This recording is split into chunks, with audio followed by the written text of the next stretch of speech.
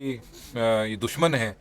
कुछ लोगों की कार्यशैली ऐसी बनी हुई है जिसमें चुन चुन कर लोगों को तंग करने की कोशिश करी जा रही है, और काफ़ी समय हो गया अब तो, कि ऐसी बातें करने से हमारे भाईचारे पे कैसा असर पड़ सकता है और आगे हमारा भविष्य इन किसी छोटी भी बात पर एक भविष्य एक दूसरी दिशा में जा सकता है। ये बहुत खतरनाक और गलत है, ऐसा नहीं करना चाहिए।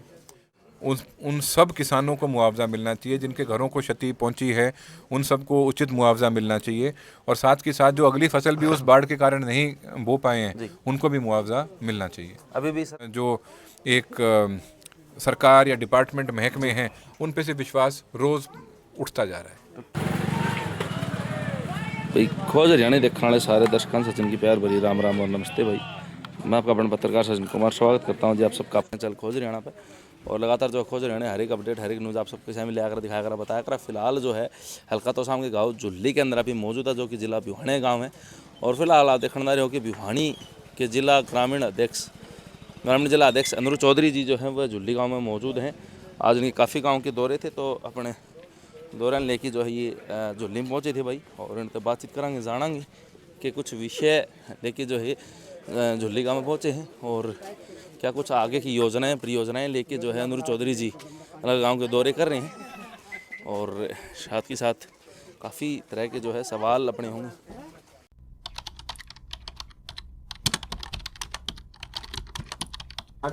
बिल्कुल।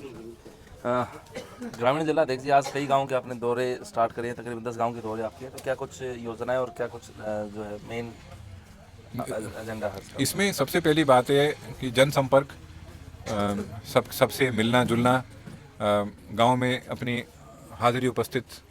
अपनी उपस्थिति दर्ज कराना, सबको धन्यवाद करना, आभार व्यक्त करना, बात करना, चर्चा करनी, इस समय सरकार किस तरीके से चल रही है, जो सरकार की कमियां हैं उनके बारे में आपस में चर्चा करना। फिर अभी 14 तारीख को दिल्ली में रैली है, कांग्रेस पार्टी वोट चोर गद्दी छोड़ के उपलक्ष्य में वो एक रैली है, उसके लिए सबको निमंत्रण देना, और बाकी किसी की जो समस्याएं हैं उनके बारे में डिस्कस करना। हाँ, आपने जो है भाषण के अंदर अभी कहा कि भाई जैसे तीसरी बार हरियाणा सरकार भाजपा सरकार हरियाणा में आई है, उसके बाद में जो कांग्रेस के वोटर हैं उनको परेशानी का सामना करना पड़ रहा है। बिल्कुल हकीकत है। जो वोटर हैं, वर्कर हैं, उनके साथ में कोई ना कोई ये सोच कर कि ये दुश्मन है, कुछ लोगों की कार्यशैली ऐसी बनी हुई है जिसमें चुन चुन कर लोगों को तंग करने की कोशिश करी जा रही है, और काफ़ी समय हो गया अब। तो क्या मतलब रिक्वेस्ट तो आप भी कर सकते हैं, क्योंकि आपको लोगों ने वोट डाले हैं कि भाई ऐसा ना हो। नहीं, मैं जहाँ जिससे रिक्वेस्ट करी जाती है कर सकते हैं उनसे मैं करता ही हूँ रिक्वेस्ट। भाई किसी को नाजायज़ तंग नहीं करना चाहिए सिर्फ इसलिए कि उसने किसी दूसरी पार्टी को वोट डाला है। अब कितने भाई हैं, साथी हैं जिन्होंने भारतीय जनता पार्टी को वोट डाला है, पर उनकी भी जो अगर मदद मेरे पास कोई मांगने आता है तो हम करते हैं। किसी को तंग थोड़ी करना होता है आदमी को। सबसे पहले तो हमारा भाईचारा बना रहना चाहिए। जिला अध्यक्ष जी, एक चीज़ और है, पीछे जो राम कुमार गौतम जी हैं भाजपा के विधायक, उनका एक भाषण बड़ा वायरल हो रहा है कि भाई बटेऊ चोरमा खा हलवा खार कुत्ते बड़े हैं। तो उस चीज़ के ऊपर जाट समाज की भी नाराजगी जाहिर हुई, उसके बाद में माफ़ी मांगी। तो क्या ऐसे बयान देने चाहिए विधायक? बिल्कुल नहीं देने चाहिए यार। मतलब आप अगर एक समाज का हिस्सा हैं, आप अगर खास तौर पर आप अगर एक प्रतिनिधि हैं, बल्कि कोई भी हो, चाहे कोई व्यक्ति हो जिसके इंस्टाग्राम पे 2 फॉलोअर हों, तो भी उनको इस तरह वाली बातें नहीं करनी चाहिए। आप समझ नहीं रहे हो इस चीज़ को, ये समझ नहीं रहे हैं इस चीज़ को कि ऐसी बातें करने से हमारे भाईचारे पे कैसा असर पड़ सकता है, और आगे हमारा भविष्य इन किसी छोटी भी बात पर एक भविष्य एक दूसरी दिशा में जा सकता है। ये बहुत खतरनाक और गलत है, ऐसा नहीं करना चाहिए। बल्कि सरकार को ऐसा कोई बयान दे, उनके खिलाफ कार्रवाई करनी चाहिए। भाजपा के विधायक राय नरवीर सिंह ने भी एक बयान दिया सर कि भाई थम रोड़ा करी जाओ, हमारी सरकार आई जागी। जो बात मैंने अभी बोली वो उन पे भी लागू होती है। आप मंत्री हैं, आपको इसलिए आपके ऊपर थोड़ा उत्तरदायित्व और ज़्यादा बनता है कि आप ऐसी बातें आपको करनी चाहिए जिससे समाज जुड़े, जिससे भाईचारा बढ़े। ऐसी नहीं करनी चाहिए। मान लो किसी ने कोई 2-3 तत्व ऐसे हों जिन्होंने कुछ बोला भी हो, तो आप उनको तवज्जो क्यों दे रहे हो? आप ऐसे लोगों को इग्नोर करो, क्योंकि आप अगर राज में बैठे हो तो आपका राज धर्म है कि आप अमन शांति और सुख ये बनाकर रखें, माहौल बढ़िया रहे। आप ऐसी बातें बोलकर माहौल ख़राब करने का काम करते हैं, जो कि गलत है। आपने सर तिलक भी निकाल रखा, आपने अभी बताया कि भाई आप गुलाब जी महाराज के अंदर आपकी आस्था है। तो एक धर्म गुरु हैं धीरेन्द्र शास्त्री जी, वो हिंदू राष्ट्र बनाने के लिए जो है एक यात्रा उन्होंने निकाली। तो आप किस पक्ष में, हिंदू राष्ट्र या धर्मनिरपेक्ष? मैं धर्मनिरपेक्ष के पक्ष में हूँ। मैं हिंदू राष्ट्र आप बनाना चाह रहे हैं, आपकी सोच हो सकती है, अच्छी बात है। हर किसी को हमारा संविधान अधिकार देता है सोचने का, आप क्या सोचें क्या नहीं। परंतु ये एक ऐसी चीज़ है, हम सब बच्चे हैं। अगर हम देश के बारे में बात करें, बहुत बड़े बुजुर्ग और समझदार और स्टेट्समैन, बहुत बड़े बड़े लीडरों ने मिलकर ये फैसला किया कि हमारा देश ऐसा होना चाहिए और हमारा देश इस दिशा में जाना चाहिए। और उस दिशा का और उस फैसले का एक सबसे महत्वपूर्ण हिस्सा जो था वो था कि हम एक धर्मनिरपेक्ष देश हों। क्योंकि आप अगर धर्मनिरपेक्ष हैं या आप सबको समान मानकर चलते हैं तो आपका भाईचारा बना रहेगा, तो आप एक खुश एक माहौल देख सकते हैं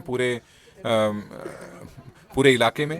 परंतु अगर आप किसी छोटी चीज़ पर, चाहे जाति के आधार पर, धर्म के आधार पर बंटवारा करना शुरू करेंगे तो फिर आपको समस्याओं का ही सामना देना पड़ेगा। दूसरा सर, बातचीत की आपने, भाषण में बताया कि भाई जो आपकी पार्टी ने मांग की थी मुआवजा और बीमे के लिए, जो जल भराव परिस्थितियां बनी, तो अब तक उसके ऊपर भी कोई एक्शन सर? उसके ऊपर कोई एक्शन नहीं है। और हम फिर से मांग करते हैं कि जहां जिन इलाकों का पे जल भराव हुआ था उन सब किसानों को मुआवजा मिलना चाहिए। जिनके घरों को क्षति पहुंची है उन सबको उचित मुआवजा मिलना चाहिए। और साथ के साथ जो अगली फसल भी उस बाढ़ के कारण नहीं बो पाए हैं उनको भी मुआवजा मिलना चाहिए। अभी भी सर किसान धरने पे हैं, लोहारू और बारडा किसान 385 करोड़ का घोटाले को लेकर, और उसके ऊपर भी सरकार, ये बहुत गंभीर मामला है। मैंने दोनों जगह धरने में मैं शामिल हुआ था, पूरा समर्थन भी हमने दिया है। और जब इतना बड़ा घोटाला है जिसका सीधा नुकसान किसानों को झेलना पड़ रहा है, तो सरकार को इस बात को गंभीरता से लेना चाहिए। तीसरा सर, एक आखिरी प्रश्न है, उसके बाद में आपके भी काफ़ी दौरे हैं। दो तो पुलिस अधिकारी पीछे सुसाइड करे, आपने पता है, मुझे पता है, और एक लोहारू हत्याकांड मनीषा का जो काफ़ी वायरल हुआ, और उनके ऊपर भी अब तक कोई जो है सरकार ने सूद नहीं ली। जो ये तीनों बहुत ही दुख भरी घटनाएं हैं, और जितनी देरी होती जाती है उस चीज़ को लेकर, इसकी इन्वेस्टिगेशन को लेकर नतीजे पे ना पहुंचने पर, उतना ही रोज़ आम जनता का, आम नागरिक का सरकार पर से और कानून व्यवस्था बनाए रखने वाली जो एक सरकार या डिपार्टमेंट महकमे हैं उन पे से विश्वास रोज़ उठता जा रहा है। तो क्या संदेश देना चाहेंगे आपके जिले के? मैं यही संदेश देना चाहूँगा कि इस समय सबकी ये जिम्मेवारी बनती है कि, और ख़ास तौर पर मैं सरकार को और महकमे को कहना चाहूँगा कि जो तफ्तीश है वो जल्द से जल्द पूरी करी जाए। क्योंकि अभी इस समय आम आदमी ये महसूस करने लग गया है कि जो विलम्ब हो रही है, देरी हो रही है, ये इसलिए हो रही है कि देरी हो और लोग भूल जाएं, फिर हमें जो करना है हम कर लें।